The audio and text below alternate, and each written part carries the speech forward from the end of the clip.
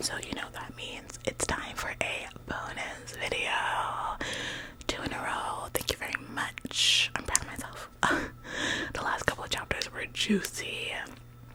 As we know, Adam has been arrested for the murder. He's in the interrogation room. Sarah now knows that he cheated and that he is not on trial, but he's a suspect in the murder. And my girl has decided to represent her cheating husband, and now she's gone in and she's like separated herself from the whole thing, and she's acting real professional. Like, couldn't be me, because I would have walked in there and started swinging on him, but you know, that's just me.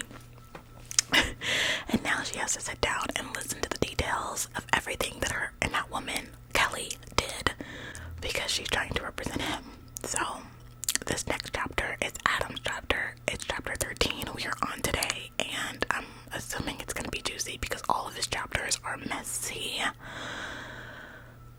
So let's get into it. I don't know how many we're going to do because the chapters have been really short, so we've been doing like 3 at a time, so we'll probably do more than one if they continue to be short. So let's get into it. It was the beginning of summer, and we had just purchased the lake house a few weeks before. Sarah was supposed to come down for the weekend to help me get the finishing touches on the house, but work kept her in the city like it had the previous 2 weeks. It was late morning when a caffeine headache kicked in. I had just finished unpacking my office and found there was no coffee in the house, so I decided to go for a walk. I hadn't met anyone in town yet, and it seemed everyone pretty much kept to themselves in typical E-list DC suburban transplant fashion. I picked up my laptop and my bag and walked the 10 minutes into town. The town is ablaze with the dichotomy of the area, a mix of rustic Virginia charm and all the trappings of your standard 1%er needs. Large oak and juniper trees engulf the town's perimeter, a sea of green passed only by the economic center. That day, the old, cracked asphalt streets looked almost wet in the morning heat. The contrasts are poetic in their sadness. A small, quaint church sits only a block away from a franchise commercial banking spot. Little mom and pop businesses, laundry services, diners, gift shops stand shoulder to shoulder with the chain pizza joints, Starbucks, and designer clothing stores. The modernization looks less like progress and more like a virus that has infected the town. This guy is a writer, you can tell by the way his chapters are always worded. I finally found a small cafe called Seth's Coffee. It had just the small town unique charm I was looking for. Hardwood flooring that creaked loudly as you walked across it. Mismatched furniture ringing from hardwood chairs and carved driftwood tables to steel diner chairs with bright red plastic covered vinyl seating. None of the dishes were a part of a set, and the menu was written over the counter on an old blackboard that looked like it had been commandeered from a nearby schoolhouse. Colorful chalk covered the random spots on the wall, which shared the space with photographs, paintings, and sculptures, all from local artists, price tags included. Nothing matched or paired together, and in that wild miasma of clashing, everything worked, and it was utterly beautiful. Or at least I thought it was, until that beauty and charm were put to shame when I saw her, Kelly. She caught my eye immediately. It was the light of the uncovered hanging light bulbs playing off the sparkle of her blue eyes and her carefree attitude that grabbed me like 2 strong hands around my throat, and it wouldn't let go. She was working the patio, so I decided to take a seat out there. Every fiber of my being just wanted to know her, who she was, what she liked, what made her, her. I didn't just want to be in her presence. I needed it. I pulled out my laptop and began typing. What I wrote was a description of her. I watched her every movement, bouncing around from table to table, taking care of the needs of every patron. I waited for my turn. She was captivating, every part of her. Maybe it was the loneliness that made her much more appealing, or perhaps it was that she seemed nothing like Sarah. time I read his chapters, I hate him more and more. Sarah is a calculating, a type A personality through and through. Sarah is always put together, no matter where she is or how she is dressed, whether in pajamas or in a $2,000 business suit on her way into work. But then there was Kelly, imperfectly perfect. Her freckles splattered across her face, her long brown hair flowing around her shoulders in the warm summer breeze. She occasionally tried to tame it, but as soon as she waited on tables, she, for the most part, would let it do its thing, while she did hers. Her apron was haphazardly tied around her tiny waist. Her breasts were full and uncaged under her white tee. It's so weird reading this out loud, sorry. Her nipples were prominent and slightly visible, but she didn't care. She carried herself most unapologetically, smiling and laughing around the patio area. Finally, she was standing right in front of me. I hadn't met her, but I felt like I already knew her. That's what watching someone for some time will do. Her face lit up with the sun shining down on her from behind. Her short skirt grazed the side of the table as she swayed her hips. "Hey, what can I get for you?" Her voice was light and airy.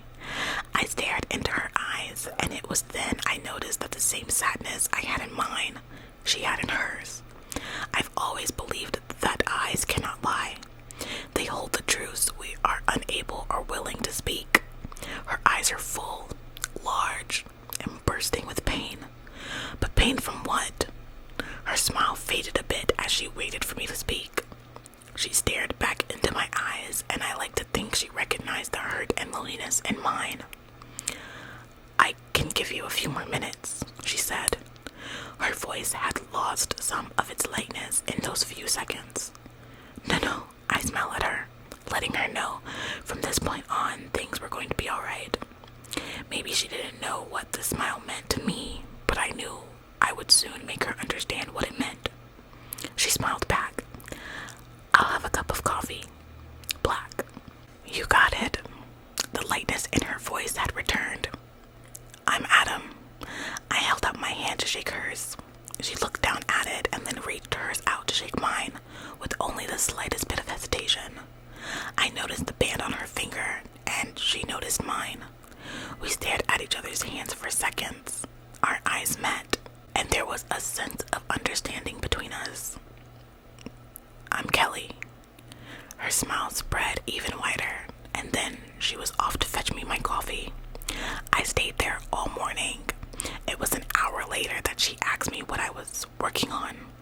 I told her in detail about my writing.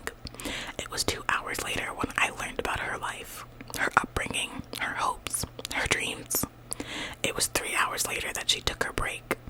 She sat with me and chatted, and it was then that she told me about him. Scott, her husband. Her description of him was laced with dark undertones. I mean, she was sitting there with another man, me, opening up. Clearly something wasn't right. But she spoke and spoke about how they had met. She nearly described it as a fairy tale. Girl meets boy, boy and girl fall in love, boy and girl marry young, boy and girl live happily ever after, and then girl opens up to a mysterious man in a cafe. Something wasn't adding up. It was the cracks in her voice that gave it away. Scott had heard her. She didn't need to tell me that for me to know. 4 hours later, I was packing up my laptop. I had drunk several cups of coffee and had eaten a light lunch. Kelly had returned to my table to chat several other times. Our conversations had turned from our personal lives to the small town, the weather, the work I was doing on the lake house. The connection between us that felt strong that morning had weakened by afternoon. Kelly seemed to have put her guard up, and I was ready to walk away. It was silly of me to get wrapped up in this idea of Kelly and me saving each other, saving me from a dull marriage and an inattentive wife, and me saving her from Scott, a man who had hurt her in some way. I started walking out of the cafe, and she stopped me by calling my name. I turned around. There she stood, untying her apron, holding it up and putting it in her purse. She slid on a pair sunglasses, threw her bag on her shoulder, and took a few steps toward me. I think I have to come see this house you've been talking my ear off about. Her voice was low. The patio had cleared out and was now empty. I think you do too, I said with a smile. Kelly signaled me to start walking with a slight nod, and I did. She followed a few steps behind the whole way. We crossed paths with no one in the town, and when I closed the door to the lake house, she jumped into my arms. We ripped at each other's clothes and effed right there on the floor of the living room, on the bearskin rug, in front of the unlit fireplace. We effed 3 times that afternoon. She couldn't get enough of me, and I couldn't get enough of her. Like heroin, she was addicting right from the first taste, the first high, and I never came down from that high. Until today. And that's chapter 13.